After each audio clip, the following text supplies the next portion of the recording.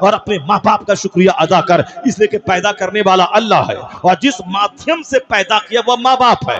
باپ اور ماں دونوں آپس میں ملے، باپ کی ریڑھ کی ہڈی، ماں کی ریڑھ کی ہڈی، اور باپ کی ریڑھ کی ہڈی اور ماں کے سینے کی ہڈی سے جو پانی کا قطرہ نکلتا ہے وہ یوٹیرس بچہ دانی میں جمع ہوتا ہے اور پھر وہاں خون کا لوتھڑا بنتا ہے، اسی میں ناک نقشے کی تصویر تیار ہوتی ہے، پھر اس میں جان ڈالی جاتی ہے، پھر 9 مہینے کے بعد بچہ ماں کی آغوش میں وہ دنیا میں آنکھ کھول کے جنم لیتا ہے۔ تو ماں باپ آپس میں ملتے ہیں تب بچہ پیدا ہوتا ہے، ماں 9 مہینے بچے کو ڈھوتی ہے تب بچہ پیدا ہوتا ہے۔ تو پیدا کرنے والا اللہ ہے، لیکن جس مادھیم سے پیدا کیا وہ ماں باپ ہے، اس لیے کہا کہ تو میرا شکر ادا کر، اپنے ماں باپ کا شکر ادا کر۔ باپ زمین نہ دے پھر بھی باپ ہے، ماں گالی دے پھر بھی ماں ہے، ماں بولے اپنی بیوی کو طلاق دے دے، اچھا ٹھیک ہے امی میں سوچ رہا ہوں آپ کو اپنی طرف سے کوئی تکلیف نہ پہنچائے، ٹھیک ہے امی کو بہلائے، امی کو پھسلائے، امی کی دلجوئی کرے، امی کے روپے دینے میں کوئی کمی نہ کرے، ان کے احسانات کو مانے، ان کے پاس بیٹھ جائے، ان کے پاس باتیں کرے،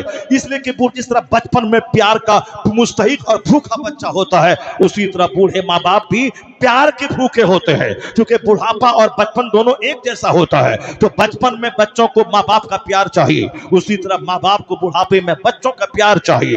پیار کے بغیر بچہ کا حوصلہ پست ہو جاتا ہے، اسی طرح پیار کے بغیر بوڑھے ماں باپ کا دل بجھ سا جاتا ہے۔ تو صرف ٹکا دینا کمال نہیں ہے، باپ کے پاس 10 منٹ ٹائم دینا کمال ہے، وہاں بیٹھنا کمال ہے۔ باہر نوکری سے آؤ، بیوی کے حجرے میں بعد میں جانا، پہلے ماں کے پاس 5 منٹ بیٹھ جا، ان کے سر پہ ہاتھ رکھ دے، خبر و خیریت دریافت کر، تو ماں سب سمجھے گی کہ بیٹا مجھ کو بوجھ نہیں سمجھ رہا ہے، وہ جو 10 سال پہلے مرے گی وہ 10 سال کے بعد مرے گی، اس کا حوصلہ بلند ہو جائے گا کہ میں گھر میں بوجھ نہیں ہوں، میری پوچھ ہے، میری چاہت ہے۔ اگر تم نے ماں باپ کی اندیکھی کی تو ماں باپ بجھ جائیں گے، اگر وہ بجھ گئے، ان کا رونگٹا کھڑا ہوا، آنکھ سے آنسو کے قطرے نکل گئے تو گھر تباہ ہو جائے گا، جوانی تباہ ہو جائے گی، آنے والی نسلیں تباہ ہو جائے گی۔ اگر بیوی رو کے میکے چلی گئی تو تمہاری نماز برباد نہ ہوگی، تمہارے روزے برباد نہ ہوں گے، تمہارا مال برباد نہ ہوگا۔ اگر بیوی روٹ کے میکے چلی گئی تو تمہارا کچھ نہیں بگڑے گا، نہ تمہارا روزہ بگڑے گا، نہ تیری نماز بگڑے گی، نہ تمہارا حج بگڑے گا،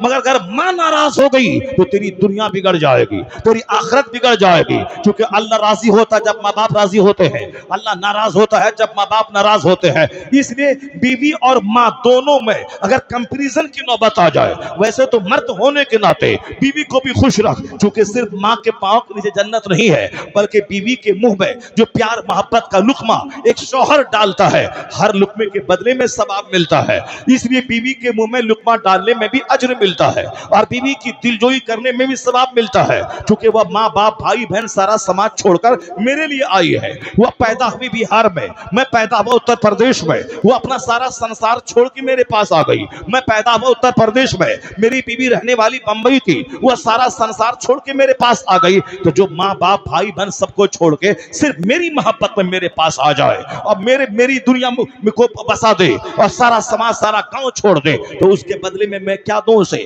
تماچا، گالی، خاندان لگا کے گالی۔ یہی وہ بہت برا شخص ہے جو اپنی بیوی کے لیے برا ہو۔ حضور کہتے ہیں تم میں سب سے اچھا وہ ہے جو اپنی بیوی کے لیے اچھا ہو، جو اپنے بال بچوں کے لیے اچھا ہو، جس کا اخلاق بال بچوں سے بہتر ہو۔ ایسے نہیں کہ باہر جا کے مسکرا کے باتیں کرتا ہے اور اپنی بیوی کے ساتھ غصے اور تیور سے بات کرتا ہے، وہ شخص بد اخلاق ہے جو اپنی بیوی سے ہمیشہ تیوری چڑھا کے باتیں کرتا ہے۔ بیوی کی دلجوئی کر، اس کو ماں باپ لگا کے گالی مت بک، وہ ٹیڑھی پسلی سے پیدا ہوئی ہے، اس لیے ضد ہے اس میں، اور تو مرد ہے صبر کرنا، لالچ ہے اس میں، تو صبر کرنا، اس کو سیدھا کرنا چاہو گے تو ٹوٹ جائے گی اور ٹوٹنا طلاق ہے اور تیرے گھر کے سکون میں آگ لگ جائے گی۔ اس کو ٹیڑھی حالت میں رہنے دے، وہ بڑے فائدے کی چیز ہے، وہ تجھ کو گناہوں سے بچاتی ہے، تیرے دل کی تسکین کا ذریعہ ہے، تیرے بچہ پیدا ہونے کا مادھیم ہے اور تیرے خربوں کے گھر کی حفاظت کی ذمہ داری وہ اپنے سر لیتی ہے۔ تو دلی جا، پنجاب جا، امریکہ جا، اور تیری سلطنت کی حفاظت وہ خاتون کرتی ہے، تیرے بال بچوں کی پرورش وہ خاتون کرتی ہے، وہ دودھ کی دھار 2 سال تک وہ پلاتی ہے، تیرے بچوں کو نرس کی طرح 10 سال تک پیشاب پاخانے کا کپڑا وہ صاف کرتی ہے۔ بڑے فائدے کی چیز ہے، اتنے بڑے کام کی چیز ہے۔ وہ ہمارے گونگے بچے کو بولنا سکھاتی ہے۔ میرا بچہ جو پیدا ہوتا ہے، اگر وہ بچہ جنگل میں چھوڑ دے وہ شیر کی بولی بولنے لگے گا، اگر وہ ماں کی گود میں ہے تو باپ اسے بولنا نہیں سکھاتا ہے، بلکہ ماں اس 1 دن کے بچے سے باتیں کر کر کے اس گونگے بچے کو بولنا سکھاتی ہے۔ اگر عورتوں کو زیادہ بولنے کی بیماری نہ ہو تو دنیا کے سارے بچے گونگے رہ جائیں گے. عورتیں زیادہ بولتی ہے, اللہ نے اس کو زیادہ بولنے کی طاقت دیا ہے تاکہ یہ تنہائی میں اپنے بچوں سے بات کرے اور بچوں کی زبان کھل جائے, بچوں کو بولنا آ جائے. جس ماں کی زبان فصیح ہوتی ہے اس کے بچے کی زبان فصیح ہوتی ہے. جس ماں کی زبان کجمج ٹیڑھی ہوتی ہے اس کے بچے کی زبان بھی ٹیڑھی ہو جاتی ہے. اس لیے مرد سے زیادہ پڑھی لکھی خواتین کا ہونا ضروری ہے, مرد سے زیادہ مہذب خواتین کا ہونا ضروری ہے, مرد سے زیادہ خوبصورت گفتگو کرنے والا مرد سے زیادہ عورتوں کا رہنا ضروری ہے. چونکہ مدر لینگویج, مادری زبان, مدر ٹنگ کہتے ہیں, چونکہ ماں سے ہی بچہ زبان سیکھتا ہے. اس لیے ماں کی زبان کا خوبصورت ہونا, فصیح و بلیغ ہونا ضروری ہے. اور جس ماں کی زبان پہ گالی ہو, جس ماں کی زبان پہ گلوج ہو, جس ماں کی زبان بے ڈھنگی ہو, جس ماں کی زبان پہ بے ہنگم جملے ہو, اس کے بچے بھی آٹومیٹک وہی جملے بولنے لگتے ہیں جو اس کے لاشعور میں جمع ہوتا ہے. جب وہ بچہ بولنے لگتا ہے لاشعور کی باتیں شعور میں آ جاتی ہے, انکنسس کی باتیں کنسسنیس میں آتی ہے. وہ بچہ وہی جملے دہراتا ہے جو ماں دہراتی ہے. اس لیے ماں کا مہذب رہنا, ماں کا سیویلائزڈ رہنا, ماں کا متمدن رہنا, ماں کا اچھی پڑھی لکھی رہنا یہ بہت ضروری ہے. مگر ہم نے صرف عورتوں میں ناک دیکھا, عورتوں کا چہرہ دیکھا, عورتیں گوری ہے کہ نہیں, ناک لمبی ہے کہ نہیں, آنکھ بڑی ہے کہ نہیں, یہ چہرے پہ گوشت ہے کہ نہیں. اسی لیے ان کا بچہ بے ڈھنگا, بد زبان, چڑیل, بدتمیز ان کے بچے پیدا ہوتے ہیں. چونکہ انہوں نے لڑکی میں اخلاق دیکھا ہی نہیں, صرف ناک دیکھا, چہرہ دیکھا, صرف گال پر گوشت دیکھا, بس گال دیکھا شادی کر لیا. یہ نہیں دیکھا کہ شادی سے پہلے 5 مردوں کی گود میں جھول چکی ہے. یہ نہیں دیکھا کہ شادی سے پہلے ان کے 3 حمل چور دروازے سے صدر ہاسپٹل میں گرائے جا چکے ہیں. یہ نہیں دیکھا اپنے شوہر کے علاوہ 5 مردوں کی گود میں یہ جھول چکی ہے. اور جو یوزڈ ہے اس کی جو اولاد پیدا ہوگی, بنجر زمین سے فصلیں بنجر پیدا ہوتی ہے, جو درخت جس طرح کا ہوتا ہے اسی طرح کا پھل پیدا ہوتا ہے. صرف ناک مت دیکھنا, صرف آنکھ مت دیکھنا, صرف چہرے کا گوشت مت دیکھنا, صرف 6 فٹ کی ہائٹ مت دیکھنا, ورنہ آنے والے دنوں میں جب ان سے تکلیف پہنچے گی تو پھر تو صبر نہیں کر پائے گا. تو دیکھے گا نگاہوں کے سامنے جس کی آنکھ تم نے دیکھا تھا, اگر تجھ سے زیادہ خوبصورت تیرا چھوٹا بھائی ہے وہ اس سے پیار کرے گی, اس کے ساتھ بھاگ جائے گی. تجھ سے زیادہ خوبصورت کوئی صاحب ہاکر ہے, کوئی چادر بیچنے والا ہے, کوئی ٹیوشن پڑھانے والا ہے, اس کے ساتھ بھاگ جائے گی. آئی دن یہ کہانیاں ہو رہی ہے, اسکول میں پڑھانے والی ٹیچر وہ دوسرے ٹیچر کے ساتھ بھاگ رہی ہیں, سماج میں زمیندار کی بیوی 2 بچے کی ماں وہ دوسرے کسی چوکیدار کے ساتھ بھاگ رہی ہے. آئے دن اس طرح کی خبریں مل رہی ہے. 4 بچے کی ماں بھاگ گئی, 5 بچے کی ماں بھاگ گئی. ایک سیدانی گجرات میں 4 بچے کی ماں جس کے شوہر کے پاس کار تھی, کروڑوں کا بنگلہ تھا, مگر سامنے والا ٹیلر ماسٹر جو مزدور تھا اس کے ساتھ آتے جاتے کپڑا سلاتے ہوئے اس کے ساتھ بھاگ گئی. سارا شہر صدمے میں چور ہو گیا. ایک سید گھرانے کی لڑکی جو خود اپنے ہی چچا کی بیٹی تھی, یعنی شوہر چچا کا بیٹا ہے اور اس کی بیوی وہ چچا کی بیٹی, 2 بھائی کے آپس میں ایک کا بیٹا ایک کی بیٹی ہے. خاندان کی آبرو مٹی میں ملا دی. چونکہ جب عورتوں کا تیور غضبناک ہوتا ہے, یہ جذباتی زیادہ ہوتی ہے, یہ سینٹیمنٹل زیادہ ہوتی ہے. مرد کے پاس عقل ہوتی ہے, یہ جذبات میں بہتے نہیں ہے. عورتیں جذباتی ہوتی ہیں. کسی مرد نے منہ دکھلایا مسکراتا ہوا, مٹھائی کا ڈبہ دے دیا یا سونے کا ایک زیور دکھلا دیا, اسی کی طرف مائل ہو جاتی ہے. کسی نے لہرا کے بات کیا, اسی کی طرف مائل ہو جاتی ہے. کسی نے اس کے پاس صاف سبز باغ دکھلایا, اسی کی طرف مائل ہو جاتی ہے. یہ سنویدنشیل ہے, یہ جذباتی ہوتی ہے, اور جذبات میں فیصلہ اکثر غلط ہوتا ہے. یہی وجہ ہے جذباتی ہونے کی وجہ سے. اور جذبات کا فائدہ دوسرا یہ ہوتا ہے, یہ 9 مہینے پیٹ وزن ڈھوتی ہے پھر بھی کوئی شکوہ نہیں, اور 2 سال دودھ پلاتی ہے پھر بھی کوئی شکوہ نہیں. یہ جذباتی لگاؤ بچے سے ہوتا ہے کہ بچے کو سینے سے لگاتی ہے, ان کو قرار ملتا ہے. بچے کا پیشاب پخانہ دھوتی ہے, ان کو سکون ملتا ہے. یہ جذباتیت کی وجہ سے ہے. اور بچے کو ہمیشہ 24 گھنٹے سینے پر چپکا کے رکھتی ہیں, یہ جذبات کی وجہ سے ہے. یہ جذبات کا پازیٹیو پہلو ہے جس سے ہم کو فائدہ پہنچتا ہے.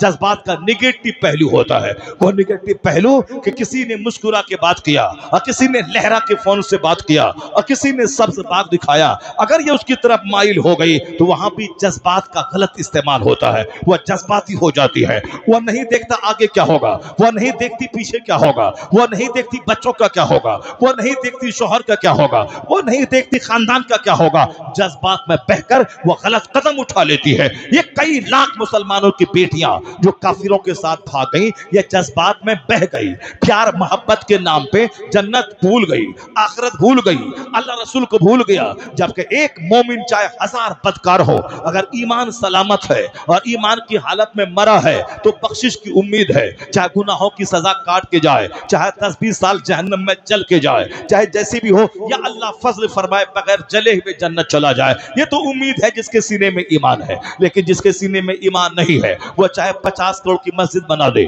चाहे 50 करोड़ कंबल गरीबों में बांट दे, चाहे वह 50 करोड़ चापाकल लगवा दे, चाहे गरीबों को 50 करोड़ बिल्डिंग बना के उसके मुसाफिर खाने बनवा दे, कुछ नहीं होगा। सारी नेकियों का सवाब, उसका फायदा, दुनिया की दौलत बढ़ेगी, दुनिया में मिल जाएगा, आखिरत में इनाम उसको मिलेगा जिसका ईमान सलामत है। ईमान है तो इनाम मिलेगा। अब बताएं कि मेरी जवान बेटियां जो काफिरों के साथ भाग गईं, उसी के मजहब को कबूल कर लिया, आखिर वो आखिरत के बारे में क्या सोची?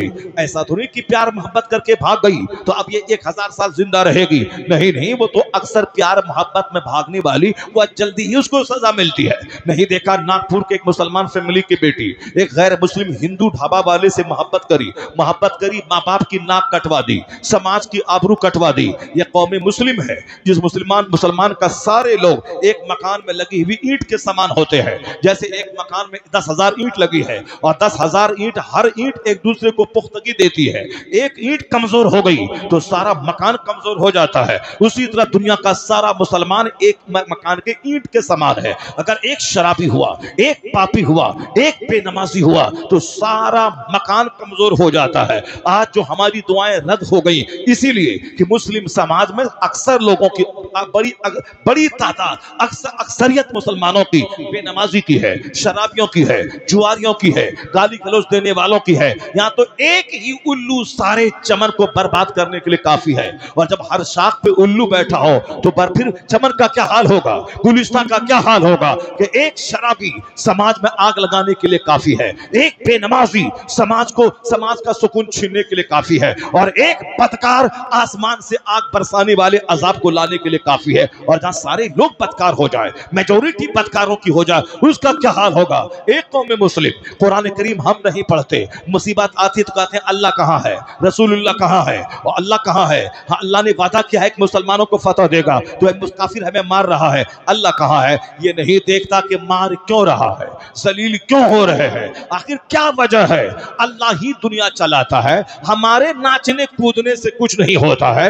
ये मत बोल कि मैं इस्लाम बचाता हूं, मैं इस्लाम बोलता हूं, मैं इस्लाम की खिदमत कर रहा हूं, मैं इस्लाम का पैगाम पहुंचा के लोगों को बुराई से बचाता हूं। ये मत बोल। एहसान खुदा का है कि वह तुझे इस्लाम की खिदमत का मौका अता फरमाया है, इस्लाम की खिदमत की तौफीक अता कर दी है। वरना लाखों करोड़ों लोग हैं जो झूठ बोल रहे हैं, जो फिल्म का गाना गा रहे हैं, जो फिल्मी स्टाइल नकल कर रहे हैं, जो फिल्मी डायलॉग बोल रहे हैं, जो जबान पे गीबत जारी किए हुए हैं। अगर तू कुरान बोलता है तो तेरा कमाल नहीं, अल्लाह के फजल का कमाल है। अगर तू नमाजी है तो तेरा कमाल नहीं, अल्लाह ने तुझ पर एहसान किया है।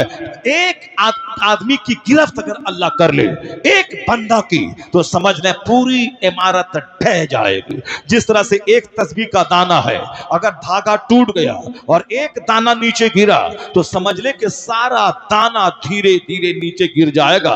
यही है मुसलमान सारे एक मकान की ईंट के समान है। और दूसरी हदीस में हुजूर ने फरमाया कि मुसलमान एक जिस्म के पार्ट्स की तरह है।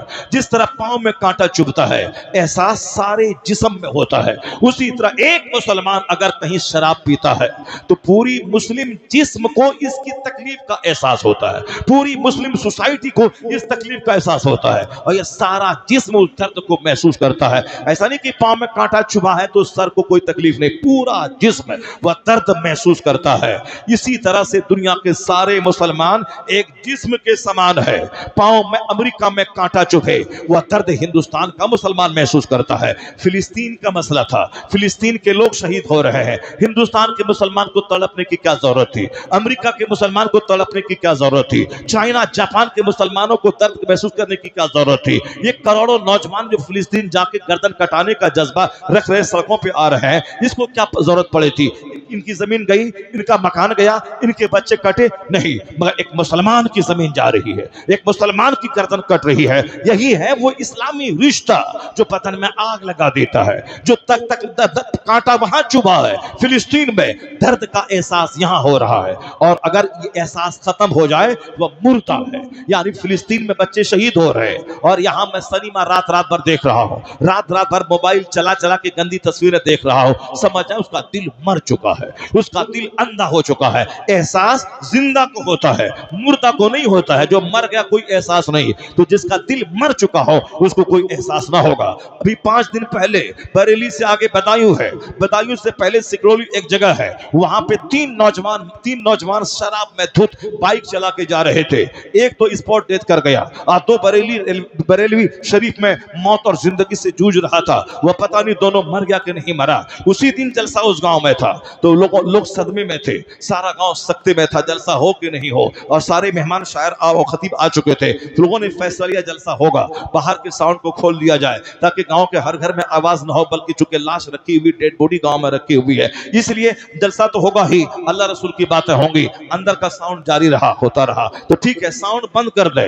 کچھ لوگوں نے کہا کہ جلسہ بند کر دے. اور اسی گاؤں میں جس گھر میں کھانے کے لیے گیا تو میں نے دیکھا وہاں سارا گاؤں صدمے میں ڈوبا ہوا ہے, مگر ایک جوکر جس کے چہرے پہ داڑھی بھی تھی اور وہ لیٹا ہوا تھا چارپائی پہ, اسی گھر میں کھانے کے لیے میں گیا, وہاں کمبل اوڑھے ہوا ہے اور سینے تک کمبل ہے اور ہاتھ میں موبائل ہے. اور اسی دن ورلڈ کرکٹ کا فائنل ہو رہا تھا, اب وہ تماشا دیکھ رہا ہے. ڈیڈ باڈی گاؤں میں رکھی ہوئی ہے, سارے لوگ سکتے میں ہیں, چونکہ جوان موت ہے, اور کنوارا نوجوان 18 سال کا ہے وہ مر گیا ہے. سارے لوگ پریشان ہیں, مگر دل اتنا اندھا ہو چکا ہے کہ وہ تماشا ورلڈ کپ کرکٹ دیکھ رہا ہے, وہ صاحب کرکٹ کا تماشا دیکھ رہا ہے. تو اس مردوں سے کیا امید کر سکتے ہیں؟ جب سینہ مر جائے یا مردے سے کیا فائدہ ہوگا؟ جس کا دل زندہ رہتا ہے وہ اس لاش کو اپنی لاش سمجھتا ہے, اس کی تکلیف کو اپنی تکلیف سمجھتا ہے. تو ایک بندہ اگر مجرم ہو تو سارا مکان کمزور ہو جاتا ہے.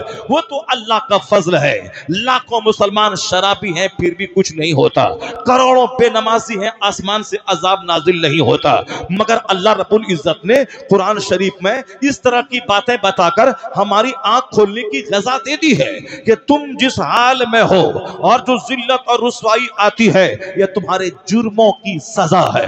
اللہ نے کیسے پکڑا, کیسے گرفت کیا, صرف ایک چیپٹر میں قرآن کا کھولتا ہوں, اسی سے اندازہ لگا لے دنیا بھر میں جو مصیبتیں آئی ہیں یہ ہمارے دل کے مرنے, ہماری بدعملی کا نتیجہ ہے. کیسے نتیجہ ہے؟ اللہ نے کیا کہا, فقصص القصص, اللہ نے کہا کہ کہانی سنائیے ان لوگوں کو, قصہ بتائیے ان لوگوں کو, تاکہ نصیحت حاصل کرے, تاکہ دھیان لگائے, تاکہ ان کا دل مردہ دل جگے, تاکہ اس کے دل کی بنجر زمین زرخیز ہو جائے. جس طرح کھیت مر جاتا ہے اس کو دوبارہ کھیتی کے لائق بنانے کے لیے اس میں پانی ڈالا جاتا ہے, اسی طرح جب دل مر جائے تو نیکوں کے پاس رہنا چاہیے, حدیث قرآن سننا چاہیے. جیسے کہ مصطفیٰ نے فرمایا ان القلوب تزدہ, دلوں کو زنگ لگ جاتا ہے. تو صحابہ نے پوچھا سرکار اس زنگ کا علاج کیا ہوگا؟ تو حضور فرماتے ہیں کہ کثرت سے موت کا ذکر کرنا, قرآن پاک کی تلاوت کرنا, یہ مرے ہوئے دل کا علاج ہے.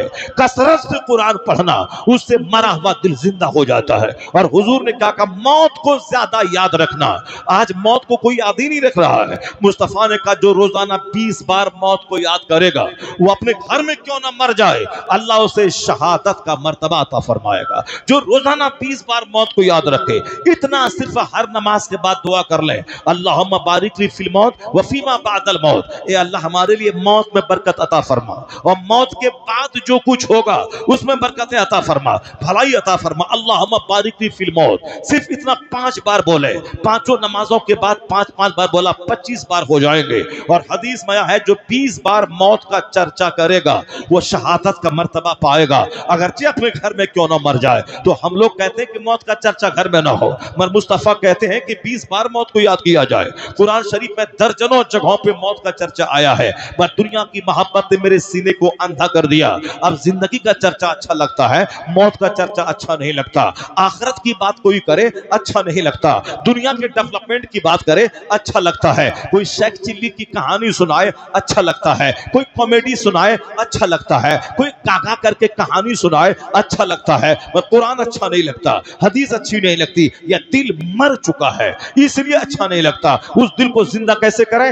موت کو یاد رکھا جائے, آخرت کو یاد رکھا جائے, قرآن کثرت سے پڑھا جائے, کثرت سے کلمہ شریف کا ورد کیا جائے. جس طرح پانی پڑتا ہے کھیت پہ زندہ ہوتا ہے, جب قرآن کی تلاوت کا پانی دل پہ پڑے گا تو مرا ہوا دل زندہ ہو جائے گا. جب موت کی یاد کا پانی دل پہ پڑے گا، مرا ہوا دل زندہ ہو جائے گا۔ روزانہ گھر میں کام کا آغاز قرآن کی تلاوت سے ہونا چاہیے تاکہ دل زندہ رہے۔ جب دل مرا تب وہ تماشا دیکھ رہا ہے لاش کی موجودگی میں، اور جب دل مرتا ہے تب یہاں رنگ رلیاں مناتا ہے مسلمان۔ وہاں بچے شہید ہو رہے ہیں، اور یہاں 5 کروڑ کی شادی ہو رہی ہے، یہاں شراب کے جام کھنک رہے ہیں، اور یہاں مستیاں ہو رہی ہیں۔ 80 سال کی عورتیں شادی میں ناچ کود رہی ہے۔ شرم، غیرت اور حیا سب کا جنازہ اڑ گیا۔ اس گاؤں میں اگر کسی کے گھر میں لاش آتی ہے سارا گاؤں سوگوار ہو جاتا ہے، سارے لوگ پریشان ہو جاتے ہیں اور اس کے غم میں شریک ہونا چاہتے ہیں۔ کب؟ جب دل زندہ رہتا ہے، اور جب دل مرے لاش رکھی ہوئی ہے شراب پی جا رہی ہے، لاش رکھی ہوئی ہے سنیما دیکھا جا رہا ہے، لاش رکھی ہوئی ہے ہنسا جا رہا ہے،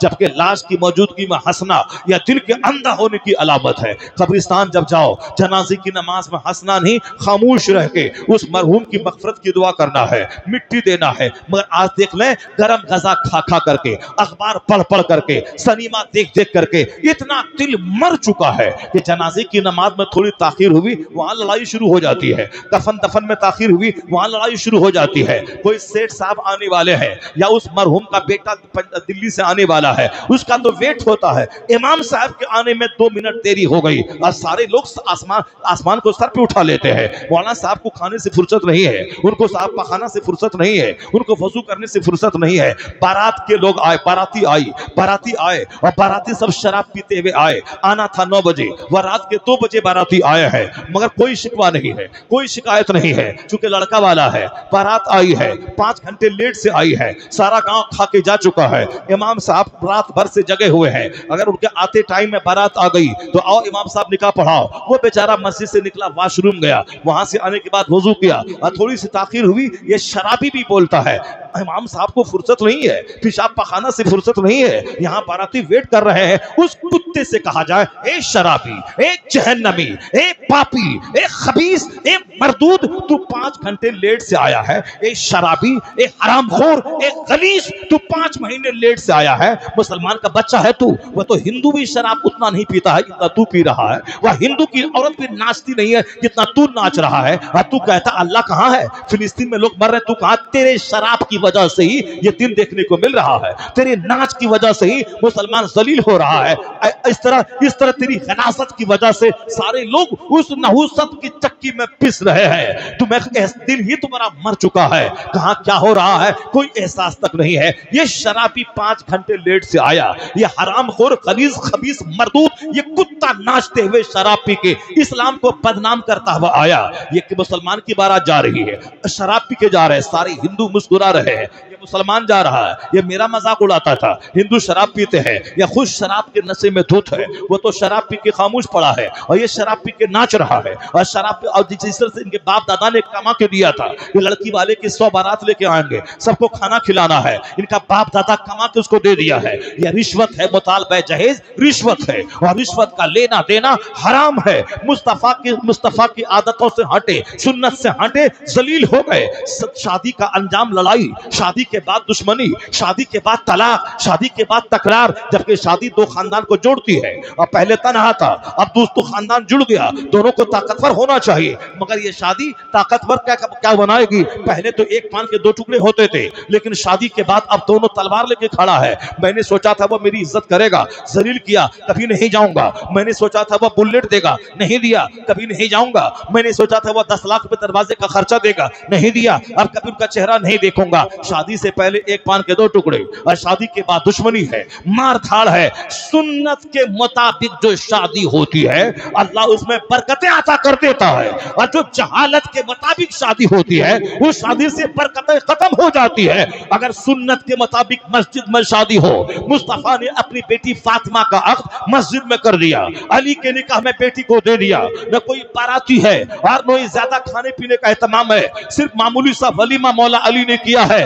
سرکار دو جہاں کی بیٹی جو دنیا کے مالک و مختار کی بیٹی ہے، جنتی عورتوں کی سردار ہے، ان کی شادی پرانے کپڑے میں مسجد میں ہو رہی ہے تاکہ قیامت تک مصطفیٰ کا غلام شادی کو مہنگی نہ بنائے، شادی کی وجہ سے زناکاری سماج میں نہ پھیلے۔ یہاں شادی کی عمر ہے 18 سال، شادی ہو رہی 38 سال میں، شادی جوان ہونے کے 20 سال کے بعد یہ لڑکی کہاں گئی، ماں باپ کو کوئی فکر نہیں۔ یہ لڑکا جوان ہوا 18 سال میں، شادی ہو رہی 48 سال میں، یہ جوان ہونے کے 20 20 साल के बाद मुश्तजनी किया, इखलाम बाजी किया, जानवर से सोहबत किया, तवाइफ के कोठे पे जाके मुंह काला किया। बाप को फिक्र कहाँ है? बाप को फिक्र है कि माल मिले तब सोगी